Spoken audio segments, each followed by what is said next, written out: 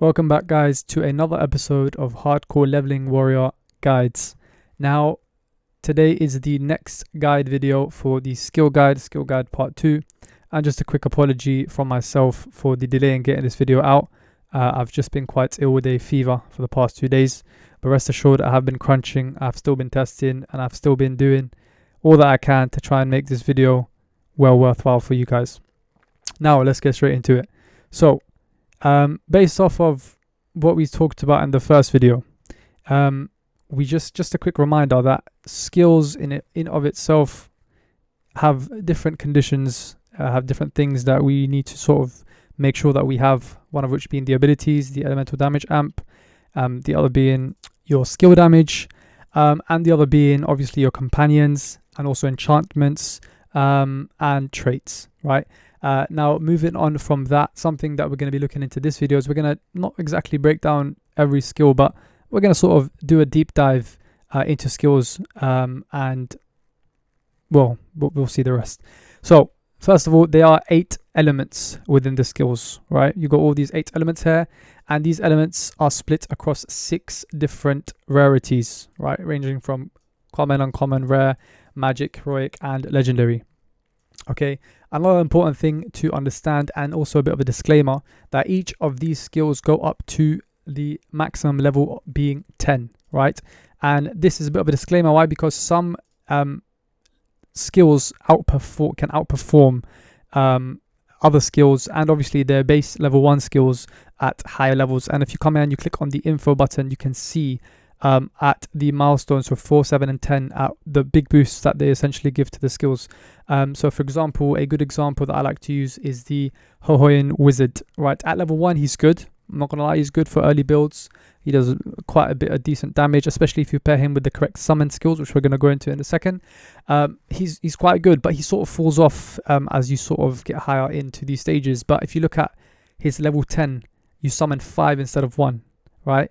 They've got 100% HP. Okay, that's not obviously be all end all, but 370% damage as opposed to 190, right? And that's only at level 4. So at level 1 it's a lot less. I don't have it at level 1, so I can't show you, but for those that you have it, you can obviously check it for yourself. Now, that's 370% damage that's doing every 3 seconds for 10 seconds. That's each one of them, right? And I've done the maths, I've done the number crunching. That's approximately 5,550% damage in 10 seconds that you're doing, right? And that's only costing you 130 mana, which is pretty good, right? So this is just a disclaimer that there will be updated guides in the future when obviously people have started to get level 10 skills, or even higher level skills. For example, even at level 7, the Hohoyan Wizard is quite good, and it can be paired with other summoning passives and buffs and all the rest of it. So moving on from that, talking about something that I mentioned last video is we want to try and find a good balance between mana skills and HP skills, right? And obviously that's just the sort of baseline that we're trying to sort of aim for. But of course, you can go about it in many different ways. You can create a complete skill nuke route, right? You can create a complete basic attack route utilizing traits, or even become just a straight up glass cannon, right? There are a lot of different things and a lot of different ways. And again, we're still in the first sort of early few weeks of the game, and there's still a lot of experimenting to be done, and a lot of testing, crunching, and all the rest of it.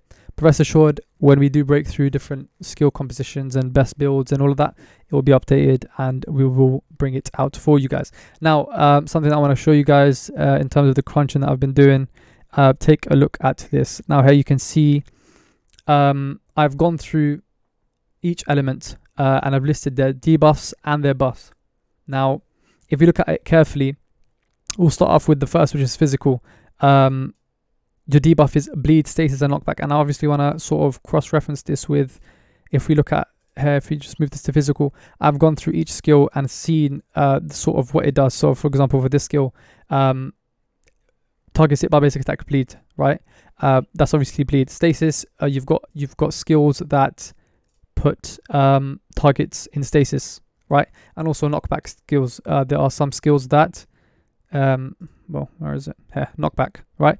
So I've gone through each of them. I found out their debuffs and their buffs, and that's what I'm going to be breaking down for you now per element.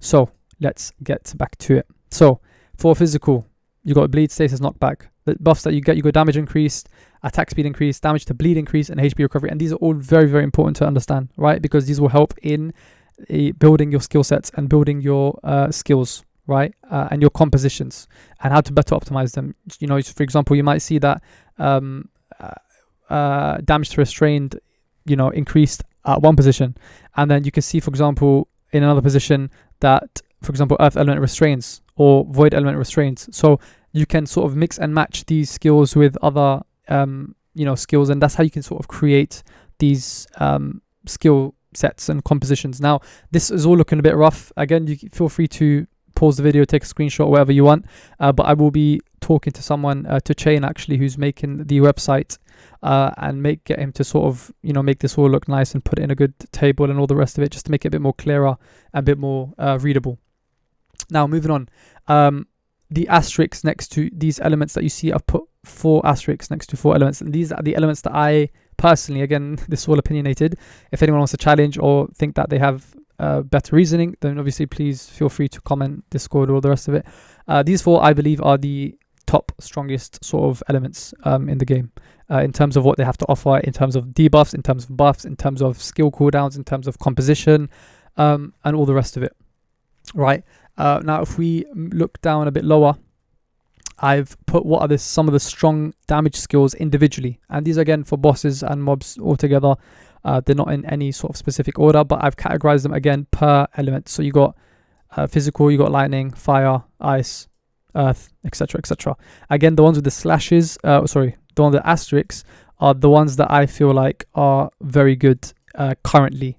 And the reason why I say that is because if you look at Hohoyan Wizard, I've not put an asterisk because currently, like I said, at level 1, at level 2, level 3, level 4, it's not the best in terms of optimization, in terms of damage, in terms of usability generally. But like I said at the beginning of the disclaimer, that these will change. This is just for currently what I believe based on where everyone is averagely at.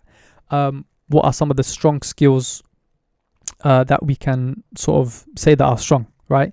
Just at their bases, or just at the lower few levels, level 1, level 2, level 3, etc. So physical, you got Moonlight Slash, Mutilate, Life Strain, Course, Lacerate, and again, all these will be utilized in future episodes, guide videos, whatever you want to call it, where I'll be sort of showcasing better builds and more advanced builds as you go up. For today, obviously, it's still near the intro, it's still near the beginning. I'm going to be showing off a few basic builds, and we're going to move on from there and then slowly expand out to better, more advanced builds, you know, until the rest. So again, you can take a screenshot, you can take a picture, whatever you want, pause the video, read these things. You can also have these strong passive skills. Again, there's some that I've put in both. For example, Life Drain, I've put in strong damage skills, and I've put in passive skills, just because if we look at Life Drain here for a second, deals 300% damage to all enemies within 2 units of range around the player and makes them bleed. For every enemy hit, 2% HP is recovered. So it's got a bit of sort of that, you know, passive, not really passive, but that buff it has, which is why I put it in passive skills, although it's not really a passive, but you get what I'm trying to get at. It's just the way my brain works. Another skill that I've put in both is Curse, which is a very, very top skill. If we look at it, it's in Void. Curse is 50% mana usage, so it's very, very costly, but it is, I feel like it's worth the mana cost. Self Curse for 6 seconds increases damage taken by 30%, so it's a debuff to yourself, but increases movement speed by 40% and damage by 50%. And then for every 0.5 seconds, 2 Curse fireballs are shot in that do 200% damage. So again, it's a bit of an attack, but it's also got that passive sort of buff aspect to it, if that makes sense. Obviously, not everything, no sort of thing is really passive if you think about it, because they have activation costs, but you get my point. Going back to the notepad. Yeah, so these are the rest of the skills here. I'm not going to go too much into them in this video. These are just more so for understanding and sort of picking them out yourself. Just because we'll be here forever, going through every single skill. Again, like I said, I do plan to cover these strong skills in future sort of skill set videos. But for now, we're going to move on to the next part, which are what are some good pairing of elements / skills, e.g. Blood Golem and Dual Masquerade. And this is what I actually want to show you guys. So we'll start with the first one, which I've put as Blood Golem, Dual Masquerade, Force Marching, and Extraordinary Blade. So we'll stick with the first two, and then we'll see what those other two do in terms of their buffs. So if we come to summon, Blood Golem, 40% HP cost to summon, blah blah blah. The golem taunts all enemies within range and decreases their attack speed by 20%. And every 1.5 seconds, the golem deals 120% damage. Okay, etc. Whatever. Now, why is this good pairing with Dual Masquerade specifically? Let's look at Dual Masquerade. After the skill, again, 40% HP cost. So it's a bit steep. So if you look at it, you're doing 40% and 40%. So this is where your HP regen might come into play. Like I did mention in previous videos, that's not something that you may focus on at the start, just because you won't have access to these high level skills right off the bat, right? You want to focus on your attack in terms of training and growth. But it is essential to level up your HP regen, and your chest piece and boots that obviously add to that. But coming back to this, after the skill is activated, this is a use count once, so you just use it once and that's it. It's activated.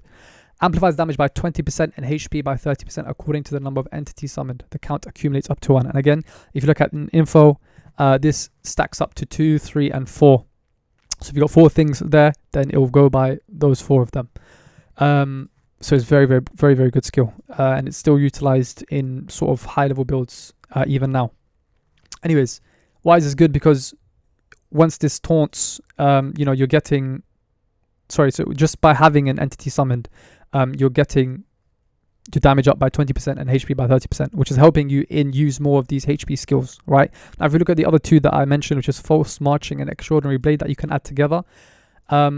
Extraordinary Blade, when the skill is activated for 6 seconds, the damage dealt to taunted targets increased by, for me, is 20.4% because I'm at level 4. But again, it may be different for everyone else. Again, the 6 second mark will also change depending on your level. Every 4, 7, 10 levels is when the other stats change. So you can see some skills have 2 sort of different or 3 different things in green. That's what changes at levels 4, 7, and 10. Anyways, so your any targets that are getting taunted, the damage dealt to them will increase by 20.4 seconds for 6 seconds. Now let's go on to the last skill, Force Marching. When the skill is activated for 3.5 seconds, again mine's at level 4, amplifies the damage by 4% for each target taunted, amplified to up to 34.5%. So now if you sort of are getting what I'm trying to get at, is you're putting these skills together and they're creating a sort of link. They're connecting to each other very well. And this is not just limited to just having it within the element. For example, this is just, well, I guess it's not the best example because they're all summoning skills, but we're going to cover a few more just to see what I'm talking about. But this is just a good way that, because Blood Golem is very, very, very useful. Early game, mid game, it's very good. So that's just why I chose it. You do have the Annoying Bone, which you're going to unlock at lower levels, which is similar to Blood Golem. It's just a skeleton instead of a golem. So obviously it does less damage, less HP, all the rest of it, but it does do the taunt. So as you can see, the some skeleton taunts for 6 seconds, and that's what sort of you'd pair up in the beginning. You'd probably do Annoying Bone and Extraordinary Blade instead of doing Blood Golem and Dual Mask, which you wouldn't have unlocked at the get-go, if that makes sense. So that's like one way of looking at it. So you summon this, it taunts enemies. Once you've summoned it, you're getting extra damage HP. For every taunted target that you do, it amplifies your damage by however many you've taunted, and then the damage that you deal to those taunted enemies increases by X amount for X seconds. It's a great AoE sort of mob clearing skill set, or half of a skill set, I guess. But it can also be used in bosses with a lot of mobs, with a lot of adds. So it's very, very useful in a lot of cases. Now, if we go back and we look at another sort of skill combo or pairing, Dance of Death, life drain plus mutilate and or lacerate. So let's take a look at those. So Dance of Death, HP 0%, okay, but again, read it to understand. Damage increases by 8% and targets hit by basic attacks bleed. For every second of the duration, 14% of the max HP is used, yada yada yada. Okay. Ends if there's less than 30% HP. Cool. Now, or life, or what did I say? Life drain. So, deals 300 damage, blah, blah, blah. Yeah, we've read this one. Makes them bleed, right? And again, this is a bit more harder to acquire, which is why I've put and or, because again, you may not have this available to you at the start, and it could be quite expensive in the marketplace to buy. So, Dance of Death is a good alternative to use because it does give you a bit of damage increase and it makes them bleed, which is moving on to the next part, which is Mutilate and or Lacerate. So, if we look at Mutilate, every 0.3 seconds deal 199%, again, mine's level 2, 109% 5 times, blah, blah. Enemies hit bleed, and the damage dealt to bleeding enemies increases by 15%. So you're getting extra damage on bleeding targets, which goes back to this because of this skill. And if we add Lacerate to it, deal 300% damage to 8 enemies within range 3 times. The damage dealt to bleeding enemies increases by 40%. And again, if you look at info, this scales up to 70%. And that's 20 enemies. So again, you can see how things can change drastically just by having higher levels. So that's like another sort of good pairing of elements. Let's do one more. So let's do Curse plus high damage skill plus Winter Elemental. So, okay, where were we? Sorry. Curse. So again, does 50% damage increase, but it uses half of your mana. Okay, so it's a quite costly skill. And then we pair that with one of my favorites, which is a high damage skill, which is Mass Chain Holy Light. Now, this creates a Luminous Vortex on the location of 2 enemies within range. The Luminous Vortex tracks target, blah, blah, blah. 100% damage up to 18 times to all enemies within range every 0.3 seconds. And this is a 400 mana cost skill. So, as you can see, it's quite heavy. Now, you're using a 50% mana cost skill, then a 400 mana cost skill. You've still got potentially 6 other skills to go through. So, what would you do? And that's where the last part of the skill combo, or whatever you want to call it, pairing comes in, which is Winter Elemental. Now, this is a very must-have skill for sort of high mana cost skill sets, unless obviously you're compensated with your traits, which again, we're going to go in future videos. But this is a 0 mana cost skill, which recovers initially 100 mana. I've got a level 4, so mine's 200. Every 8 seconds, basic attacks freeze enemies with 82.5% HP or more. That's just an added bonus. The main thing you're here for with this skill is recovering your mana, right? So you can boost that with your mana regen and use more skills. So that's just a sort of insight into some of those. Again, I'll put this up if you wanted to take a screenshot or pause the video, take a picture, I don't know, whatever you guys want to do. Again, I would speak to Train to put it up in nice format on the website for you to see. But now we're just going to head into looking at a few skill sets. Some basic, some intermediate, some a bit more advanced, but majority of advanced ones will be covered in later videos along with other trait combos and all the rest of it. So let's start. Okay, so you got the beginner boss setup using common to rare skills. This is stuff that everyone should really have. You got Bash and Winter Elemental, which is given during the tutorial. Moonlight Slash can be replaced with any other high damage, single target skill. And it's a decent base to build into a physical build later on. Again, with this, you can take a picture, screenshot. I will put the link for this document in the description. And if you guys want, I can still add to it and add more sort of skill builds and skill sets, all the rest of it, if that's something you guys want. Anyways, for now, I'll just flick through these due to time. I've put all the sort of summaries underneath the skill sets so you can read them. You got the pictures there, straightforward. So those are for bosses. These are for AoE builds. Something to note that all skill sets listed are universal and are available from very early stages in the game. And then these next 2 skill sets that we're going to look at are a bit more sort of harder to get by just because they have a heroic skill within them. So you've got the Lightning, Thunderstrike, Thunderstorm, one of the 2. And you have Life Drain, which we've covered.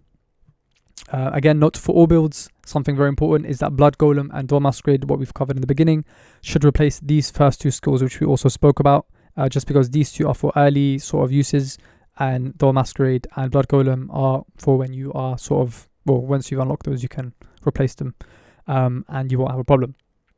And again, just a big shout out to King Atticus for helping make this specific skill set guide. We're going to be working on other skill set guides, looking up into more advanced ones, and also looking into trait combos and all that juicy stuff. Again, I'll leave this in the link. I'll leave this link in the description below so you guys can check it out and do the rest of it. Hopefully you guys enjoyed this video. The next skills guide, whatever you want to call it, we'll look at more advanced skills. We'll look at traits, more information into traits, an in-depth sort of guide into what traits routes are good. I've been working with some other high-level players in creating some really, really juicy trait builds and skill set builds. So please look forward to that. Should be coming out sometime this week. Anyways, as always, hope you guys enjoyed. Like, comment, sub, all the rest of it. And I'll see you guys in the next one.